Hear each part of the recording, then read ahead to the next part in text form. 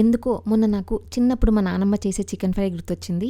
మీతో కూడా షేర్ చేసుకుందామని షూట్ చేశాను. సూపర్ అంటే సూపర్ టేస్ట్ ఉంటుంది. ఒక్కసారి ఇలా ట్రై చేయండి, బాగుంటుంది. ఆయిల్ వేడి చేసుకుని చికెన్ వేసుకుని హై ఫ్లేమ్లో కలర్ మారే వరకు వేయించుకోవాలి. అంటే చికెన్లోంచి నీళ్ళొచ్చి ఇంకిపోయే వరకు కలుపుకుంటూ వేయించుకుని సన్నగా చాప్ చేసిన ఉల్లిపాయలు వేసుకుని మూత పెట్టుకుని ఉల్లిపాయలు బ్రౌన్ కలర్ వచ్చే వరకు వేయించుకోవాలి.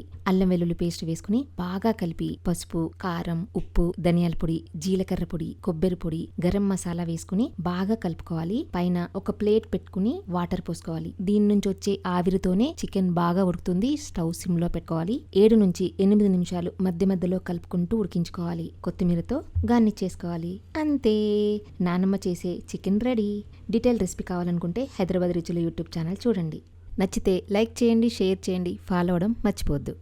ఆర్గానిక్ హనీ, గిరికవ్ గీ కోసం లేదా మైదా కానీ ప్రిజర్వేటివ్స్ కానీ లేకుండా మంచి క్వాలిటీ మిల్లెట్స్తో తయారు చేసిన ఇడ్లీ, దోశ, కిచిడి, పొంగల్, ఉప్మా లాంటి ఇన్స్టంట్ మిక్సెస్ కావాలంటే wholesameindia.comలో ఆర్డర్ పెట్టొచ్చు.